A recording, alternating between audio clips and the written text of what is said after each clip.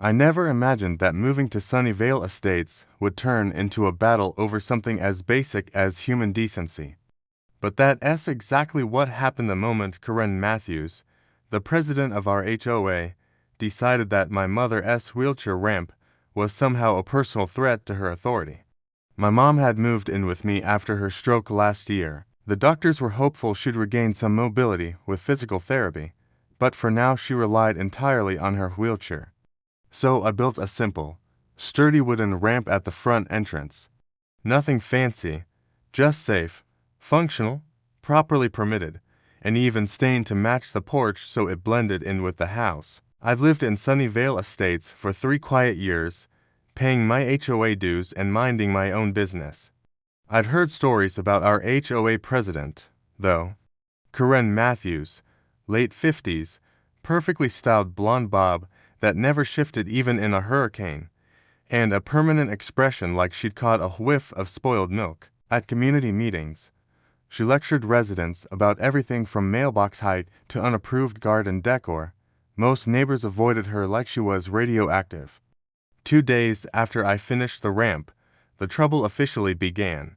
Mom and I were practicing going up and down the gentle slope when I noticed a bright yellow envelope taped to my front door. A violation notice. Unauthorized structural modification, the bold letters declared. Beneath that, in Corinne's unmistakable handwriting, all exterior changes require HOA pre-approval. Remove the unauthorized structure within 72 hours or face daily fines of $100. I wasn't worried. I'd done my research. The Americans with Disabilities Act clearly protected necessary accommodations like this, and an HOA couldn't override federal law. I tucked the notice away, planning to clear it up with a simple conversation. The next morning, as I was heading to work, Corinne appeared at the end of my driveway, clipboard in hand, flanked by 2 board members like she was leading a small army.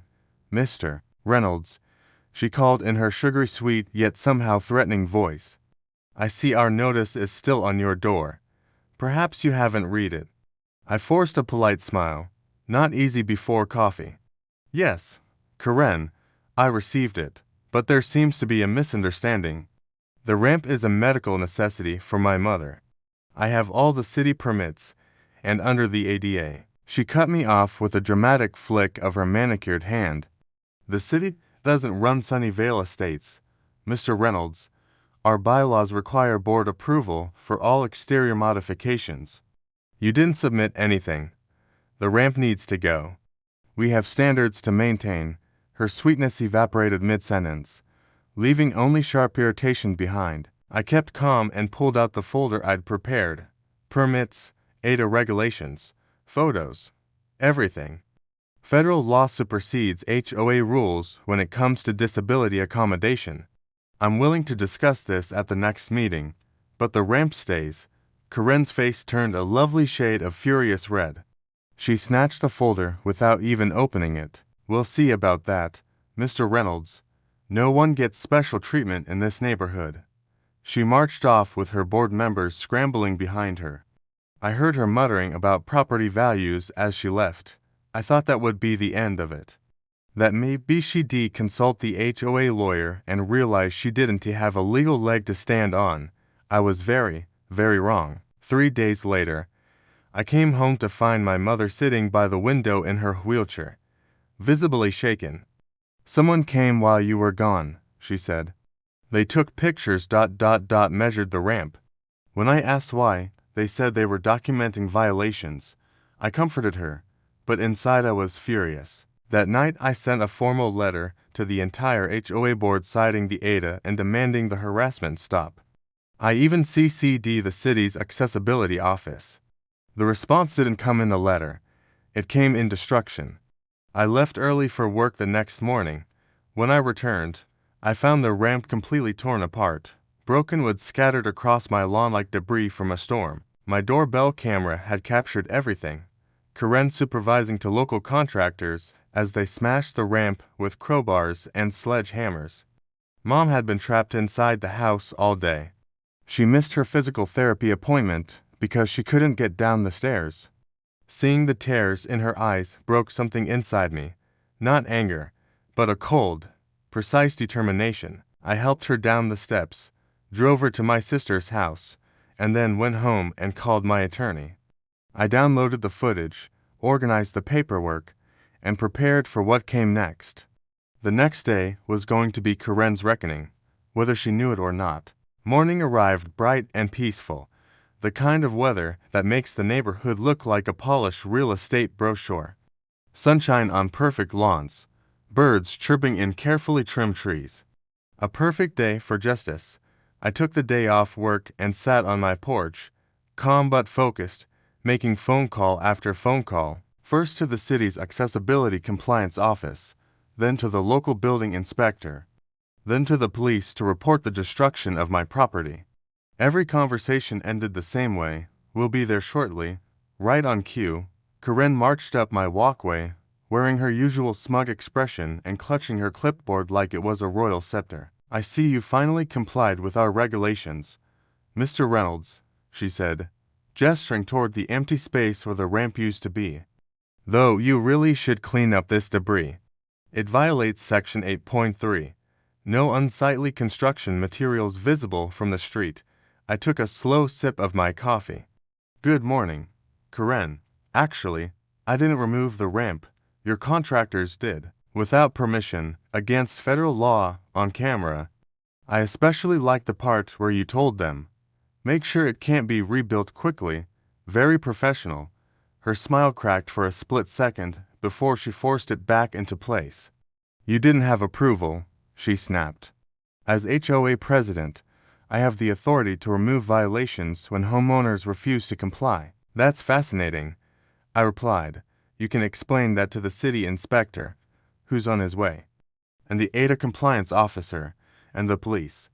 Since destruction of more than $11,000 in property is a criminal offense, I am sure they lines all be interested in your belief that HOA bylaws override federal disability laws."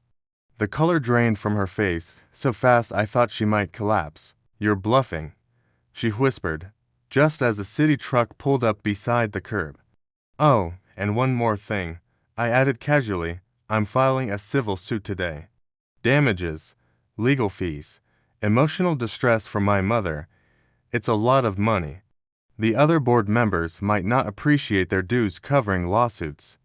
The doorbell footage makes everything very clear. A police cruiser pulled in behind the city vehicle. Karen looked from them to me, her composure crumbling. "You can't do this," she hissed. "Do you know who I am?" "I'm on the Chamber of Commerce board. I work in real estate." "Then you should understand the seriousness of violating federal disability law," I said, stepping aside as the officials approached. Sledgehammers usually make a bad impression. The next 2 hours were a blur of statements, photos, measurements, and increasingly panicked looks from Karen. The police officer reviewed the footage repeatedly, questioning her about who authorized the demolition and who hired the contractors. By the afternoon, everything came crashing down for her. Karen was escorted to the police station to be booked on charges of criminal property damage and civil rights violations. The ADA violation alone carried a fine of $775,000, and my civil lawsuit hadn't even started yet.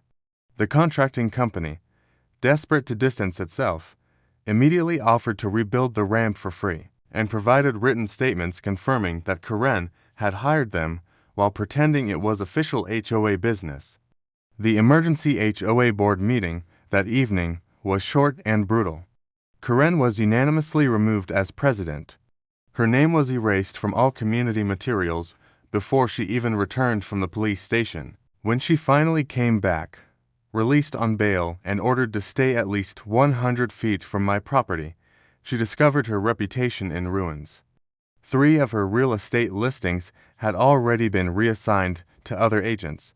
The next morning, as I supervised the rebuilding of my mother's ramp, wider, stronger, better, Karen drove past slowly in her luxury SUV. She stared at me with a stunned, hollow look, still struggling to believe that actions could have consequences. She looked as if she might stop and say something. She didn't get the chance.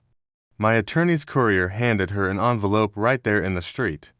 The civil suit, $150,000 in damages. Her mouth opened and closed soundlessly as she clutched the papers, like a fish gasping for air, the reality finally sinking in.